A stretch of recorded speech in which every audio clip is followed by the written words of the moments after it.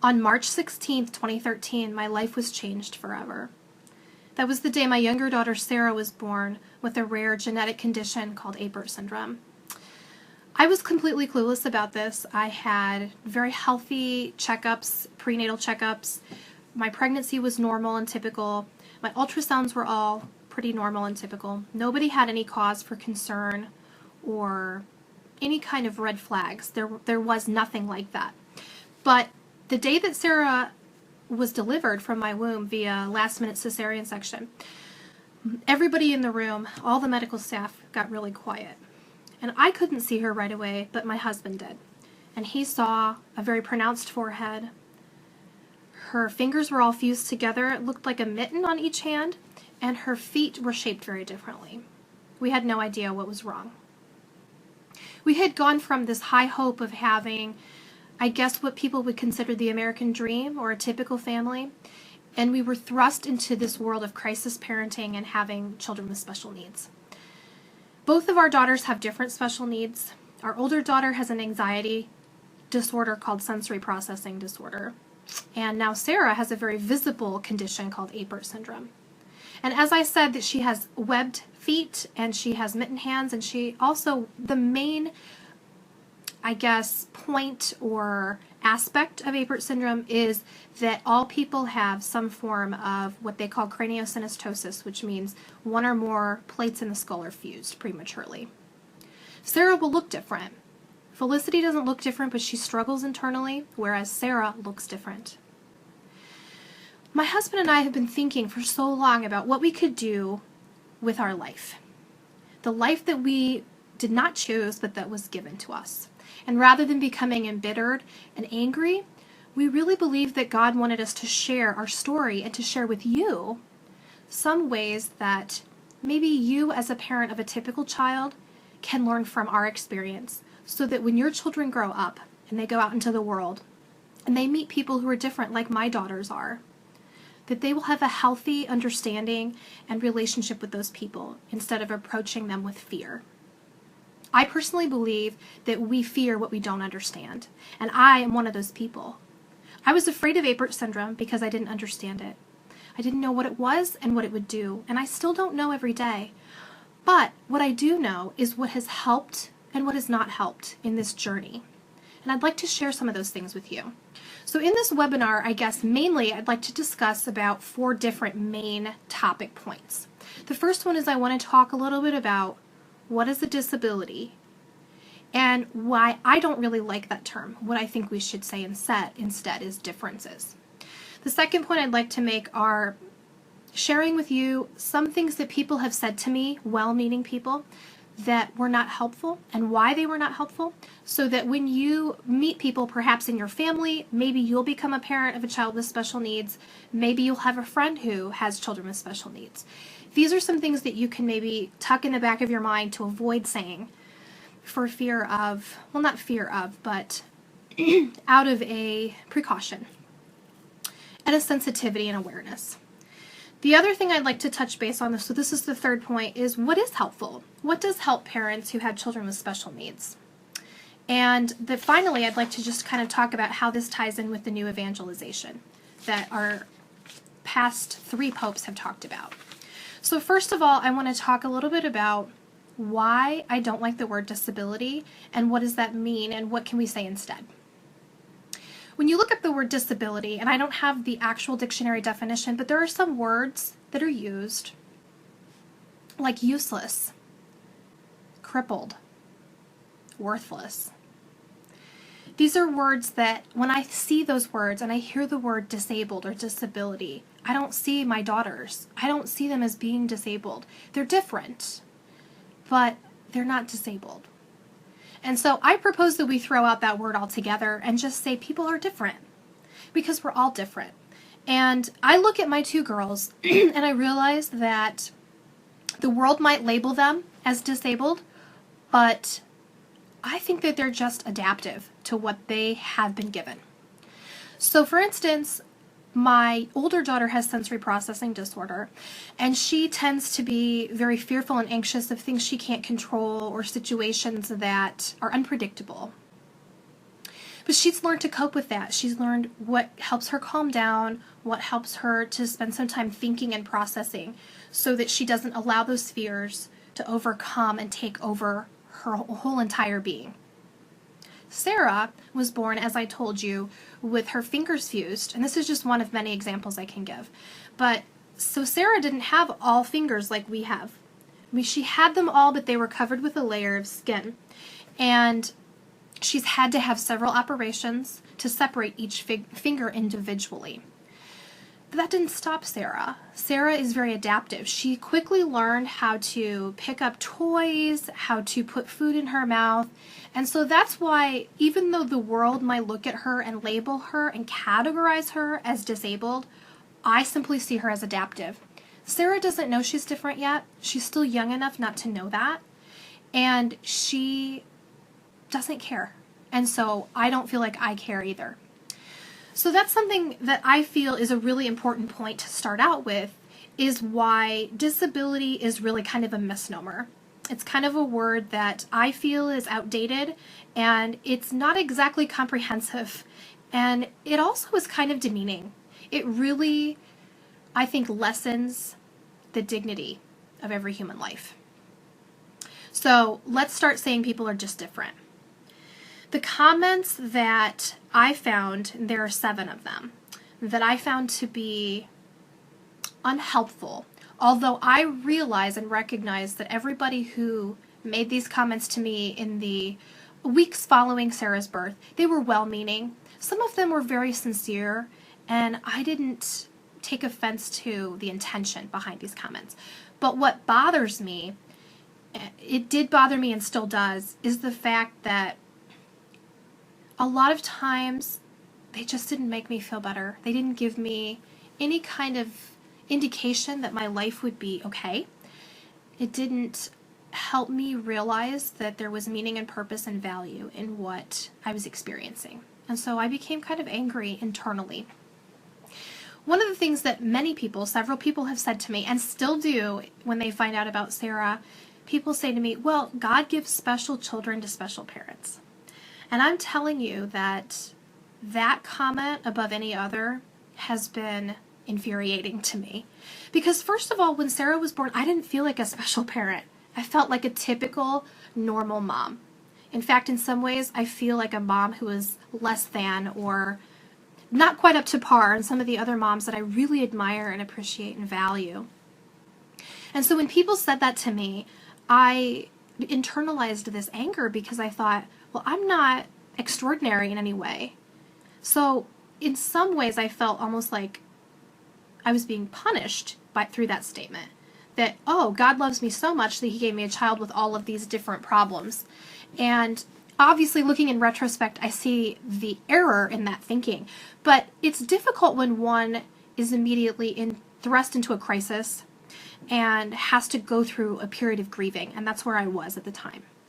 So I would suggest not saying that to people, because even if it might be true and there might be a kernel of truth in that, it's really not up to us to determine why God permits certain things to happen because of his permissive will or actively wills something. And so I just would stay away from that comment. Another one that I hated hearing and still hear regarding our older daughter Felicity is, well, she'll just grow out of it. So many people see a child like my older daughter Felicity, who looks pretty average. She looks like a typical little 4-year-old girl, and they see maybe some type of odd behavior, and they just assume that it's because of her developmental age, it's because of her personality, and sometimes that is true. However, doctors and other kinds of child development experts have said to me, and even other parents or neighbors have said, well, you know, that's how kids are, she'll just grow out of it. Well, that was kind of discouraging for me to hear, because I thought, well, they must think that I'm just a neurotic, overreacting mother. And maybe, again, there might have been a kernel of truth in that, but I just felt like it was a statement that was intended to placate me and to kind of pacify me in a way when I was lamenting about not knowing what to do with her or how to help her. So that's something that I think is kind of an empty platitude that we might want to avoid. Well, she'll just grow out of it. Another thing is that goes along with that statement, well, she's just acting her age. And so, that might be true too, but it's not helpful when I'm trying to process and figure out what's going on. So other parents who have kids with special needs might not want to hear these things either. Another thing that we should avoid saying to other parents is, I can relate to what you're saying. The truth is that you hear what someone says, but we don't live inside of that person's body. We don't live in their mind. We don't live in their reality. And so we really don't know what it's like. Every child is so different and so unique, and so is every parent and every household, that we really have to have a certain level of respect for that and recognize that the experience that we have as parents is valuable. It's a gift, but our experience can't necessarily be transferred and generalized to everybody else. So that's something that if I were talking to another parent, I would avoid saying, well, I can relate to that. Instead, I would say something like, I can hear how that is tough for you. Or, wow, that must be really difficult to be in that situation. What can I do to help? Those are some things that are alternate ways of kind of saying the same thing, but in a less presumptuous way. The fifth unhelpful comment to make to parents who have children with special needs is, well, it looks like your child's doing wonderful, so everything must be great, must be fine. And again, this is a presumption.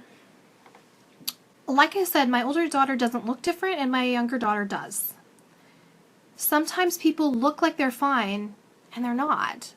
And so to just assume when you talk to a family that because they're smiling, because they're saying, hey, we're handling things, we're making it, it might be because they don't want to burden you because everybody's busy. It might be because they are too overwhelmed and drained to try to go into every detail of what life is like. No matter the reason, we can't assume that just because a family or a child looks okay, that everything is okay. So that's just a comment to avoid. Number 6 would be something that I hear not just regarding parenting with special needs, but something that I hear all the time, and it's called, well, it'll be better someday. Everything will be okay someday. Well, again, that might be true, but it doesn't help somebody who's hurting, who's frustrated, who needs a friend. Sometimes the best thing to do is just listen. And instead of saying it's going to be okay, it's going to get better, acknowledge and affirm where that person is in that at that place in time. If that person is angry or if they're frustrated or if they're overwhelmed, acknowledge and validate that. Affirm them in that. Say, I hear what you're saying. I hear that this is rough for you. I can tell that you're overwhelmed and that you're frustrated. And I can imagine that that would be difficult to be in that place. The last comment I would avoid saying to parents who have children with special needs is, well, look at your life. It's not as bad as other people's lives. And at least your kid doesn't have it as badly as some other kids. Again, that's a true statement. And if I were to look at my family situation comparatively to other children and families that we see at the Children's Hospital, I would absolutely 100% wholeheartedly agree with that statement. But it's a struggle for me to hear that from somebody who may or may not know me well, because I find that it incites somewhat of a sense of guilt inside of me. It makes me feel inadequate. Like, well, maybe I'm just being selfish. Maybe I'm not being a good enough mom. Maybe I'm not looking at the bright side. Maybe I'm being too negative. And so, again, it's one of those things where it's really important, I think, to validate what a person is feeling and to just kind of meet them and reach them where they are. Here are some things that are helpful that I've found when you have a friend or a family member who has a child or more with special needs. These are some things that I think are very helpful, and there's a few points to this. The first one would be, you know how people say, and you may be one of them, I have been in the past, to say something like, if you need anything, just let me know. Just call me. I'm here for you. And that's almost always meant sincerely.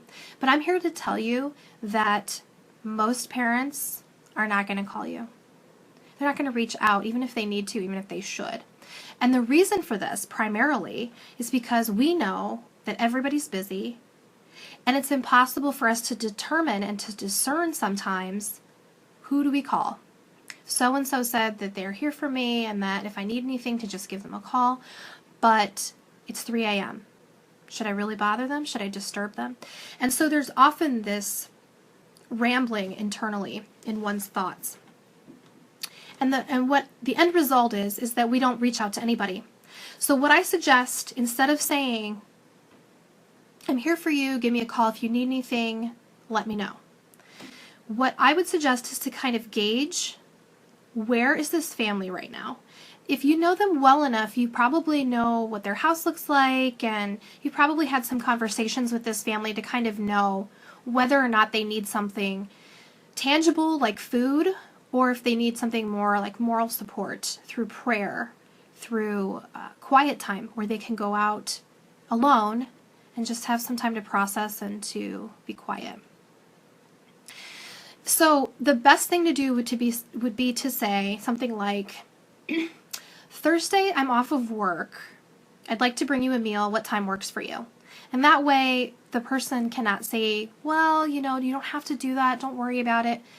The offer's already been made, but you're doing it in a gracious manner so that they can accept the offer with the equal amount of grace in which it was given, and they can receive it that way too.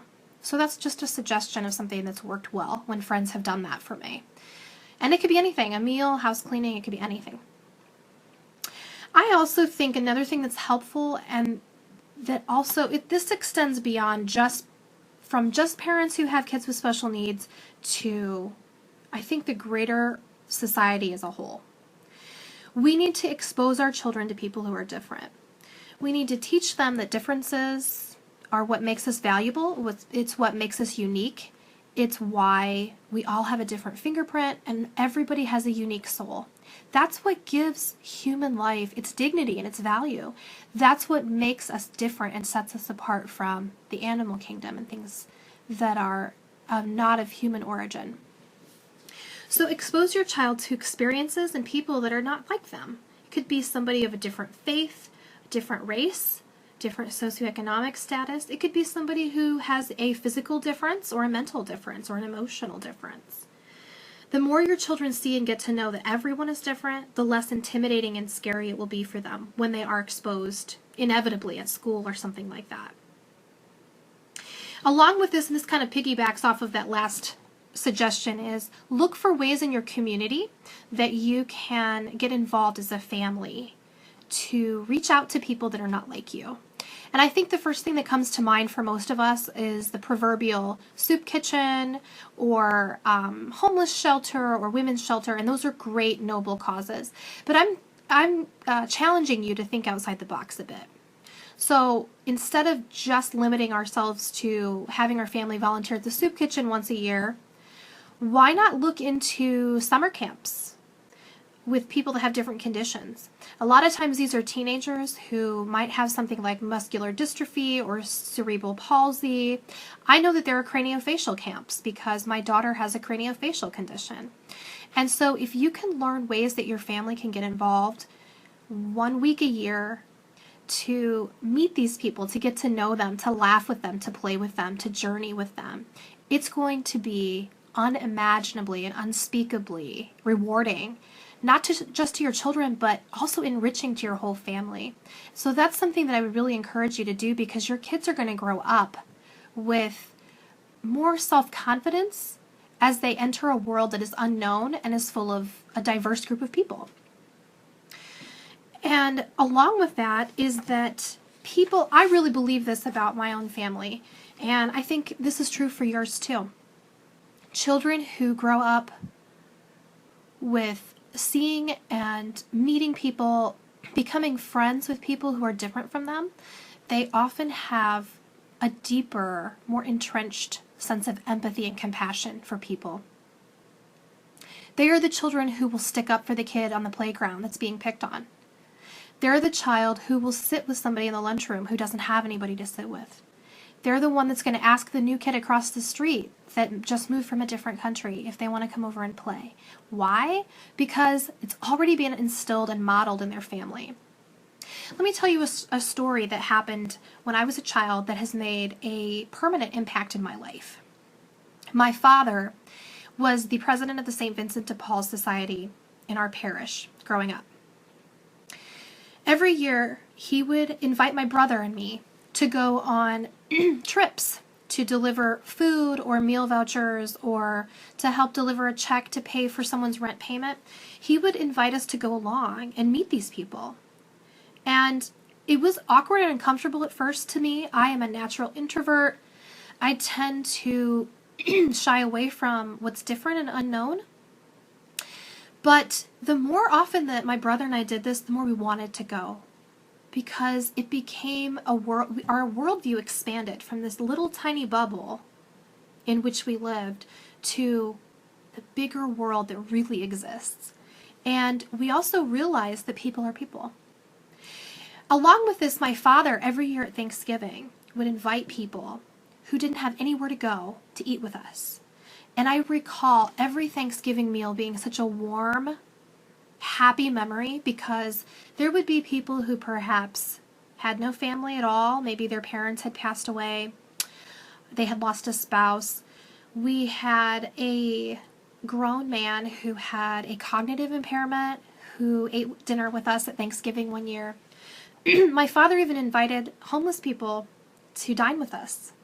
And some might think this is awkward, and like I said, it kind of goes against human nature, but it made a profound impact on the way I view people and the way I see humanity in general.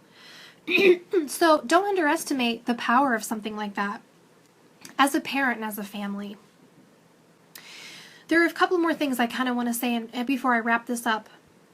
Another thing that I would suggest as a tip or a point to help you as a parent is to approach your child and let them know ahead of time. Like say at home, you have a conversation, you initiate one in which you say to your child, you know, there are a lot of people in this world that aren't like us. They don't look like us. They don't talk like us. And if you ever see anybody like that, when we're in a grocery store, when we're at church, when we're somewhere walking down the street, I want you to do two things. First, I want you to look them in the eye, smile at them and say hi. And secondly, if you have any questions at all, I want you to wait until we get home and then ask me and we can talk about it. And that way, you know, a child's natural inquisitive nature is not suppressed, but rather it's encouraged in an environment that won't be uncomfortable for everybody involved. Instead of a child being shooed away fearfully because neither the parent nor the child knows what to do and how to react in a situation where they might see somebody like my daughter whose face looks different, they don't know why. Instead of that, you've already planted that seed in your child's mind to make eye contact and to smile. And that makes a world of difference, believe me, as a parent and also to the person, because you're acknowledging the dignity of that person. It also will facilitate a good conversation, and it's a perfect teaching opportunity about the ways in which God created us all. And I think the final thing would be parent to parent. This is my final point before I conclude. Parent to parent, I would say, as a mom who has children with special needs, I really like it when you come to me and say, hi, my son Johnny was wondering if your daughter has something and we'd like to talk to you about it. I'm more than happy to do that. And you know why? Because it gives me an opportunity to advocate and educate people. And the more that we get to know what's different, and the more that differences become familiarities, the less frightening and intimidating they are.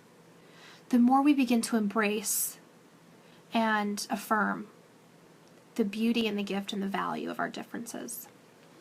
So I would encourage you, mom to mom, to talk to me, to ask me questions, not to be afraid, not to think that you're going to offend or that something might happen that is awkward and uncomfortable, because chances are most other moms are going to welcome that too. In conclusion, I'd like to read a quote by Pope Francis and kind of tie it into why I feel that this talk was really a small fragment of the new evangelization. The home is a place that teaches charity. It is a school of charity, which instructs me to go and encounter every person, not for profit, but for love. That's what we're all about as moms. We want to school our children, educate them in love. And that's what the new evangelization is about. It's about accepting other people, yes, but even more, it's about loving them. And loving them means meeting them where they are, looking beyond the external and exterior, and looking at the heart, seeing with the eyes of the heart. So that's what I would encourage you to do, and I hope that in some small way, your home, the domestic church for you, can be expanded to know how it can include people like me and my children too.